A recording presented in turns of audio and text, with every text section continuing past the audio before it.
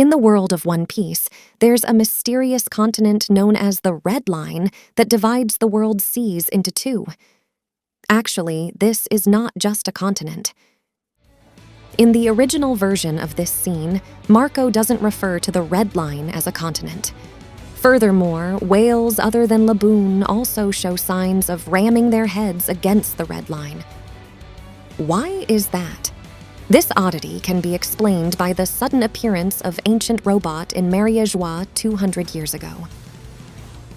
Currently, the Iron Giant seems to be responding to the rhythm of Luffy, now transformed into Nika and is about to start moving.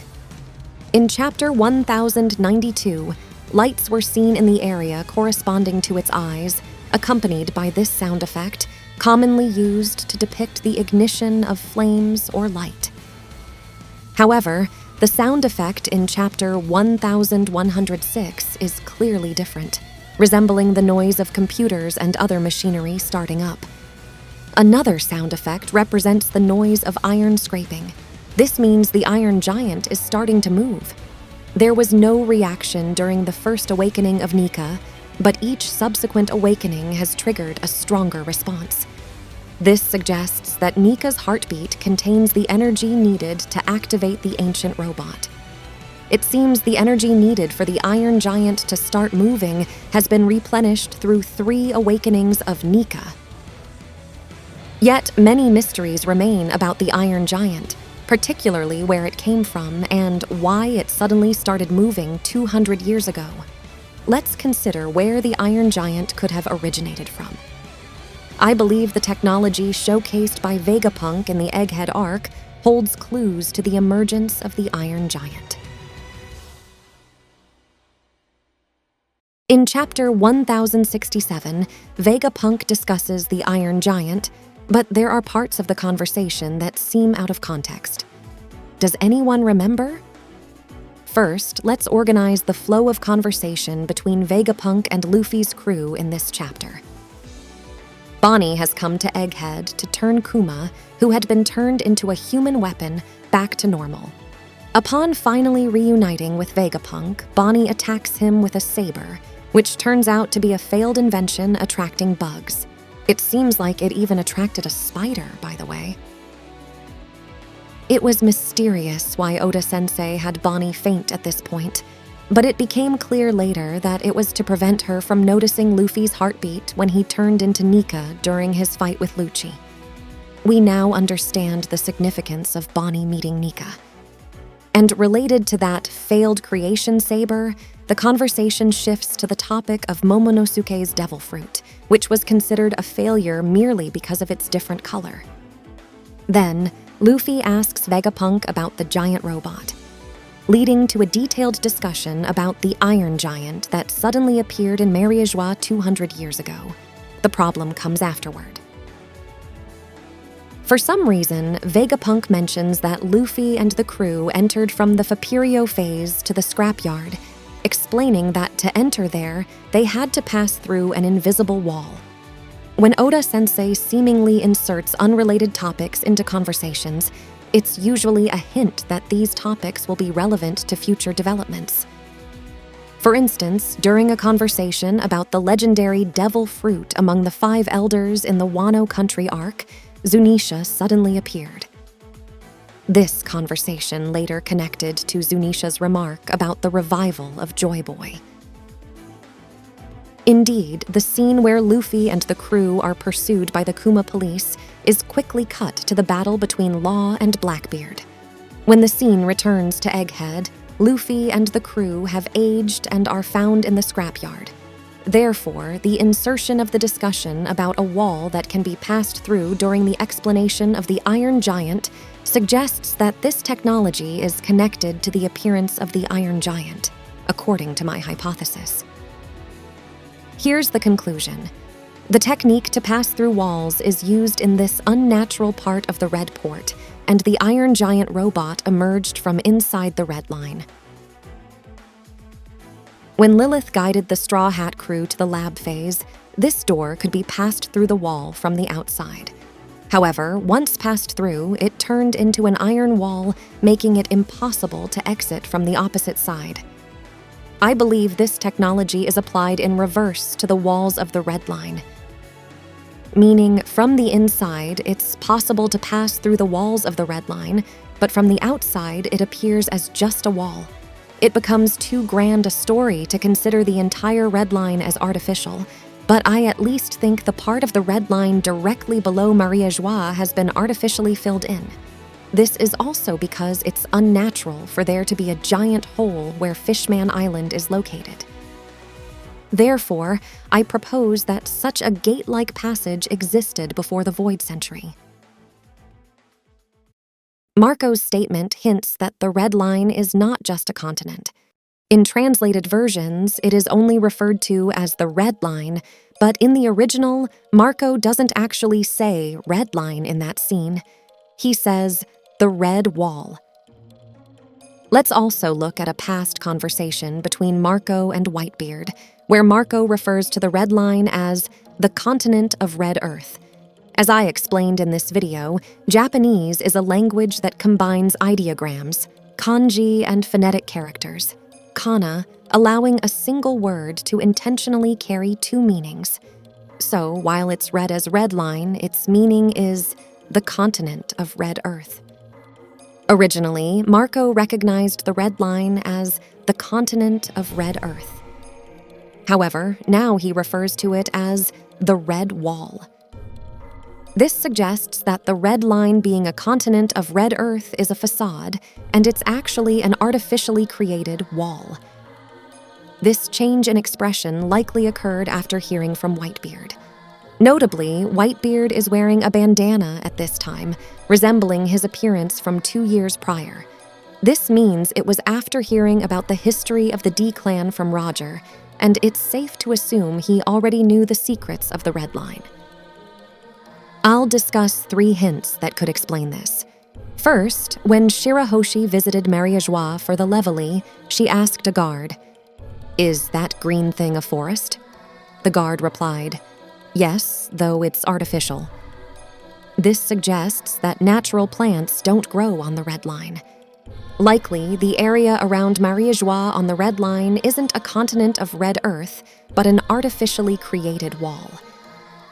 In our world, red soil is difficult for most plants to grow in, though some, like grapes that are resilient to dry conditions, are cultivated. This fundamentally differs, indicating the significance of the Revolutionary Army bombing Marie Joie food stores and destroying ships carrying food to Marie Joie.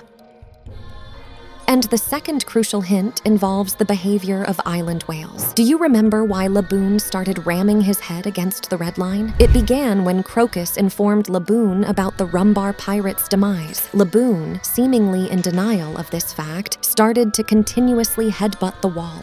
Initially, it appeared that the head injuries were a unique issue rather than a characteristic behavior of island whales. However, just before entering the New World, Luffy and his crew encounter several island whales, some of which had similar scars on their heads, like Laboon. This mystery is also highlighted in the One Piece magazine. I've shared translations and analyses of the article about Laboon on my Patreon for members.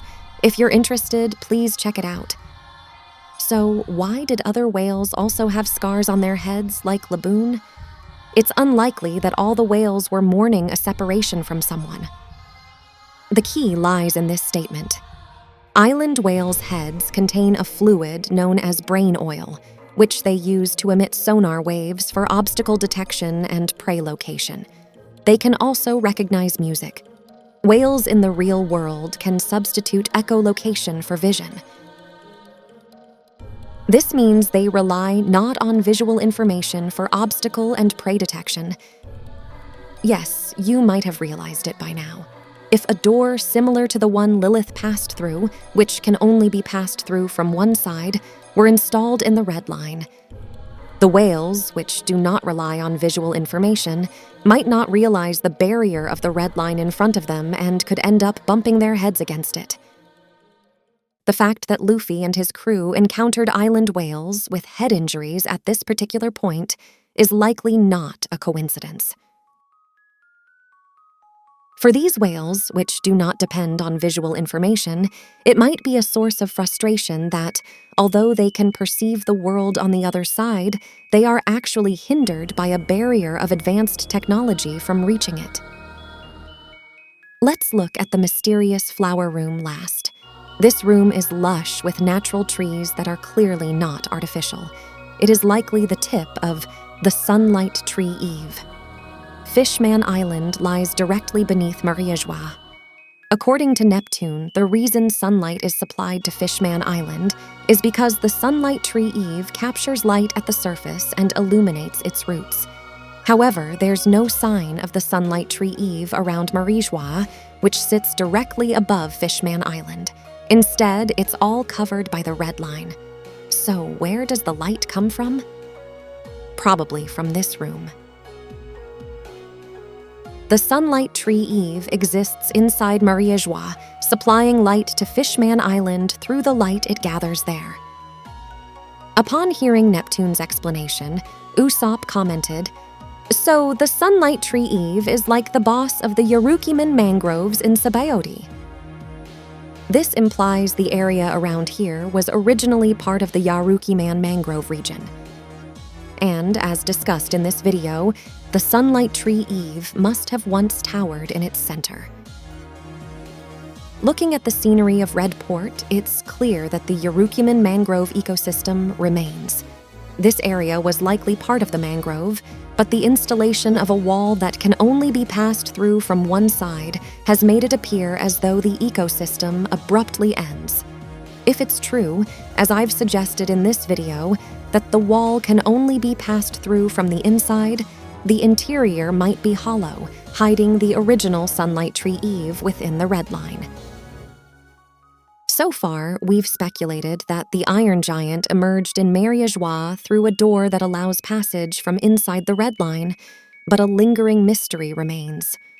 Why did it suddenly start moving 200 years ago? If this Iron Giant was created during the Void Century and still had energy, it's unnatural that it didn't activate between 800 and 200 years ago. A possibility is that 200 years ago, ancient energy was temporarily supplied, triggering the Giant's activation. Currently, it seems to be reacting to the rhythm of Nika and starting to move. The detailed description of the Iron Giant was given in Chapter 1067, where it's depicted appearing in Maria Joie with a spear, suggesting that 200 years ago, there was someone who emitted energy similar to Nika's liberation drum.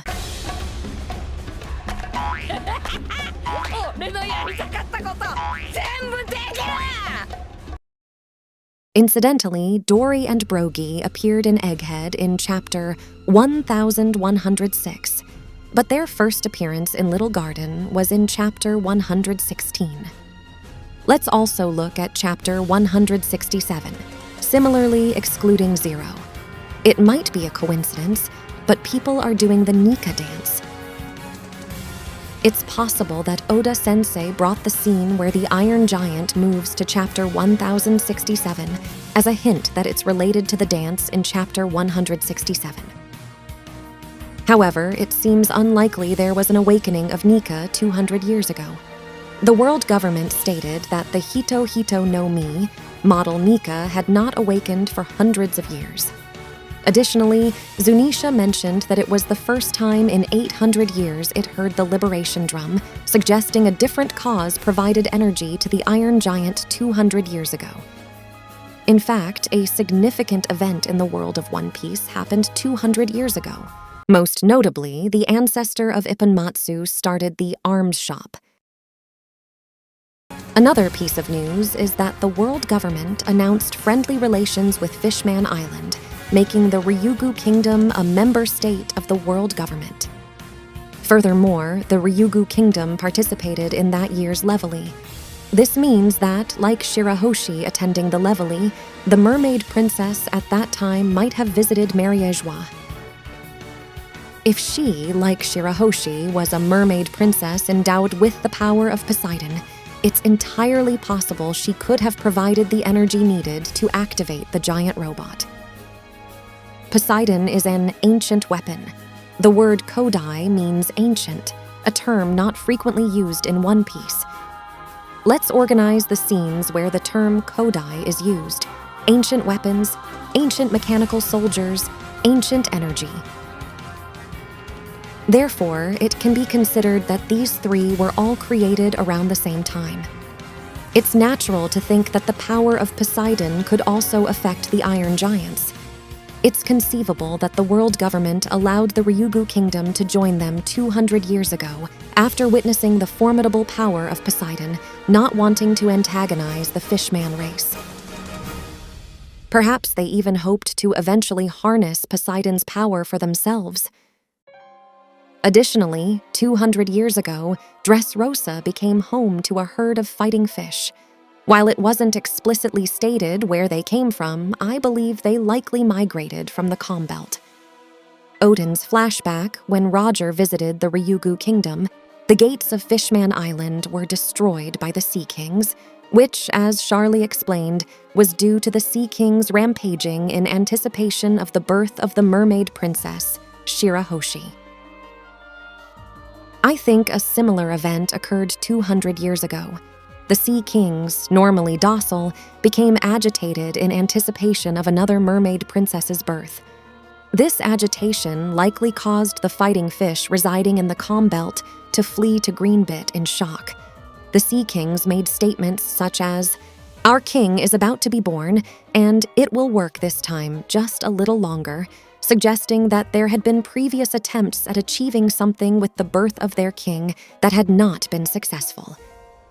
It's likely that one of these attempts involved a mermaid princess born 200 years ago. Here's a bonus piece of information for those who have watched this far. I want to suggest one more possibility about the red line directly below Maria Joie before concluding this video. In chapter 1106, Vegapunk utters a profound line. "Buster calls are futile. There are those who have awaited his arrival for centuries all around the world." I speculate that someone, or some people, may be living quietly within the red line itself.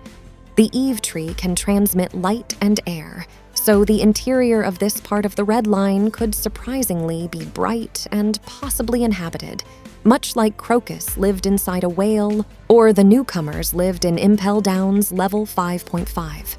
Morley creating makeshift rooms within the grounds of Marie Joie might have been a hint to this. So if someone is living inside the red line, who could they be? The biggest hint might be in Doflamingo's words, the D-Clan, smoldering at the bottom of history. Where and when will they reveal themselves? Tell the celestial dragons of Marie Joie, you will be dragged down. Did you notice the oddity here? Yes, this is what Doflamingo says after being defeated by Luffy, a member of the D-Clan. Despite the fact that Garp, Dragon, Luffy, and Blackbeard, all bearing the D initial, have been revealed to the world, Doflamingo speaks as if the D-Clan has yet to show itself. This raises the hypothesis that members of the D-Clan may still be living somewhere. Focus on the phrase, the bottom of history.